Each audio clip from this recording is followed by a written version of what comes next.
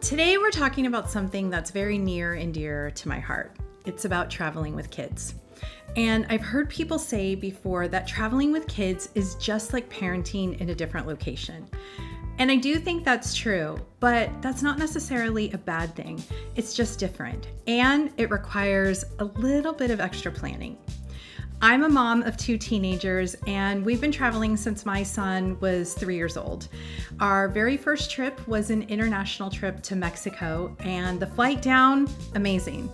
The flight back, a little bit of a different story. And let me say that it was a few years before I booked any more flights after that.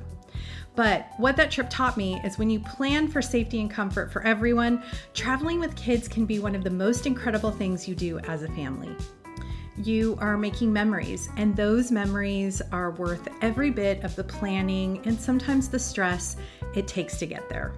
So today I'm sharing what's worked for my family, and take what resonates with you, tweak what doesn't, and make it your own. So let's get into it. First, we're going to talk about choosing your destination. That's one of the first things, obviously, you're going to do. And that looks different now than it did when my kids were little. When they were small, honestly, as long as there was a pool, TV, snacks, they were happy. And it was easy, and I could pick anywhere. But now they're older, and I actually plan with them. And here's why. Because travel is expensive. And if they're not fully invested into where they're going, they're going to be miserable. And in turn, we're all going to be miserable. So we sit down together and choose the destination as a family. When they have a say in where we're going, they really are invested, and that energy completely changes the trip. Okay, first we're going to talk about some practical tips. 1, try to book during off-peak seasons if you can. I know it's hard with school schedules, but if you can, look at your calendars and be creative, because the cost savings are real and the crowds are noticeably smaller, so it can be worth it. And 2, get your kids involved in building the itinerary. When they help pick out the activities, they're so much more adaptable when things don't go according to plan. You're giving them the ownership, and they might surprise you. Okay, now let's talk about how we get there. Either you're flying or you're taking a road trip, because there's a lot of stress that happens, in getting there. In my family, we have a 4-hour ride rule. So that means road trips are no longer than 4 hours. That is our limit. And when we fly, I always try to find something direct. No layovers, no transfers, because I honestly can't handle the stress, and I avoid it at all costs. If we're going somewhere that requires a long flight, I try to kind of get that economy comfort section that gives us a little bit of extra legroom, because we all need the extra space. And I try to use miles and points whenever possible to offset the cost. One thing people don't always think about is when you book your flight matters. Early morning flights are brutal for us. I have 2 teenagers. No one is getting up that early. One thing people don't often think about is when to book the flights. For my family, early morning flights are completely brutal, and we try to avoid them. Not only is it getting up early, it's also getting to the airport. You're waking up at 4 in the morning. That's a hard pass for us.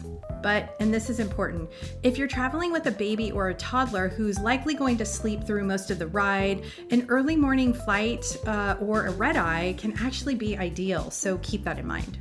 Also, think about where you're going. If you've got little ones, you're likely packing a stroller, a pack and play, and before you bring all of it, think about where you're actually going. We went to Tokyo last spring, and granted, my kids are not toddlers or babies, and that is not a stroller-friendly destination. There's lots of people, lots of steps at train stations, and it's not really worth it. Okay, so now let's talk about packing. The thing everyone overpacks for. The instinct to throw everything into a suitcase is so real, especially with kids. But I want you to resist that. Think about your non-negotiables for comfort. Think about how many hands you're going to have on the trip, and ask yourself, can I just buy that when we get there? Here's how we actually pack as a family. First, everyone has a backpack for their personal plane stuff. Phone, tablet, headphones, snacks, water bottle, that's their responsibility.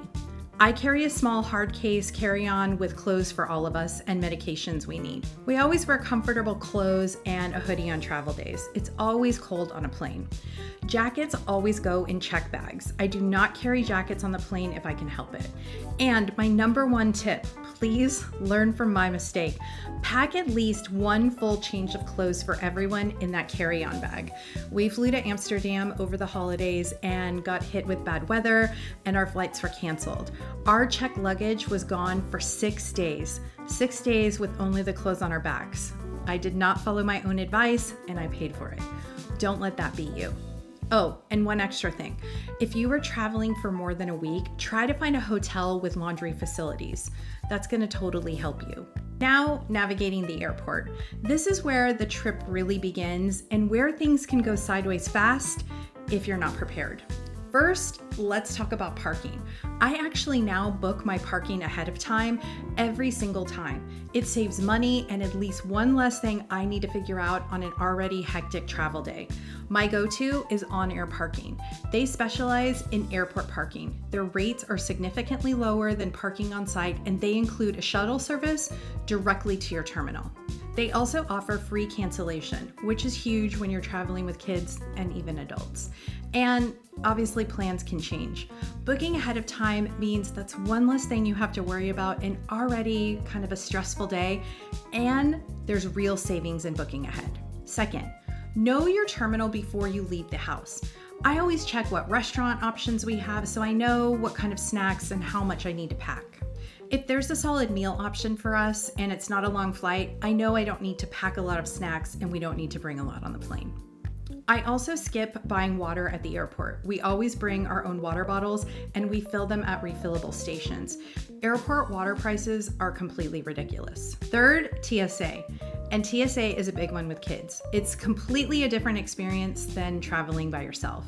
You've got to collapse the stroller, sometimes take off your shoes, you're pulling out liquids, electronics, and you're trying to keep track of your kids. Give yourself at least 30 minutes of extra time beyond what you think you need. Kids under 12 can go through pre-check with an enrolled parent, and shoes stay on, laptops stay in the bag. The whole experience is less chaotic and it genuinely pays for itself. Once you're through security, don't sprint to the gate. Find food, the bathroom, water refilling stations. Hungry kids and adults can make the start of a trip really, really hard. I've learned this the hard way with my kids when they were little. And if you are traveling with little kids, toddlers, let them burn off energy at the airport. Most major airports have play areas and there's usually plenty of visual stimulation to keep them occupied. That energy burn before a flight is genuinely valuable. So now you're on the plane. Now what? Before we leave the house, everything is charged. Phones, iPads, portable chargers, everything fully charged. My kids also both have noise canceling headphones, and it is an investment that I would highly recommend. There's no fighting over who gets the headphones, and it really is a lifesaver on long flights, especially when your kids are trying to sleep. Also, if you have a child who's sensitive to sound, this is a non-negotiable. Also, download your content before you even get to the airport. Don't count on airport or in-flight Wi-Fi. Downloadable shows and audiobooks are reliable. Wi-Fi on a plane is not. And a new small toy or activity book that's revealed mid-flight can buy you a surprising stretch of quiet time. A couple other things that work at every age. For infants and toddlers, feed them or offer a pacifier during takeoff and landing. It helps equalize ear pressure and makes a huge difference. And encourage your kids to get up and walk the aisles on long flights. Obviously, if they're younger, walk with them. It helps reset everyone. Most kids on planes aren't being difficult, they're bored, they're stiff, and both of those things are fixable. And finally, you were at your destination. You made it. You're there. Now what? Here's my biggest tip once you arrive. Slow mornings and afternoon rest time. Here's my biggest tip once you arrive. Slow mornings and afternoon rest time. I know the temptation to fill every single hour is real, especially when you're traveling far and you've spent a lot of money to get there. But resist it. Exhausted kids and adults have a worse experience at the best destinations than rested kids have at ordinary ones. That's just the truth.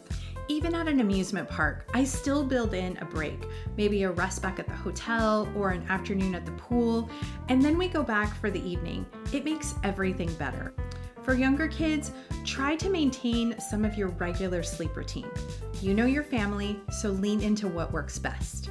And on your arrival and departure day, keep expectations minimal. They're travel days. Those are basically a wash, and that's okay, but just plan for it. And before we wrap it up, a few things I want to mention. Travel insurance. When you're traveling, regardless with just kids or adults, things happen. Someone gets sick, flights get canceled. Build travel insurance into your budget. It can save you a significant amount of money if something goes sideways. Jet lag. It is real. When we went to Japan last year, it took us a few days to get back on track after we came back home. Plan for the rest days when you return. Try not to go back straight into a full schedule. Journal the moments. Someone shared this with me and it really stuck. Whether it's your family's first trip to the beach or your first international trip, write it down. You won't want to forget it. And those moments go by faster than you think. And finally, leave space for the unexpected.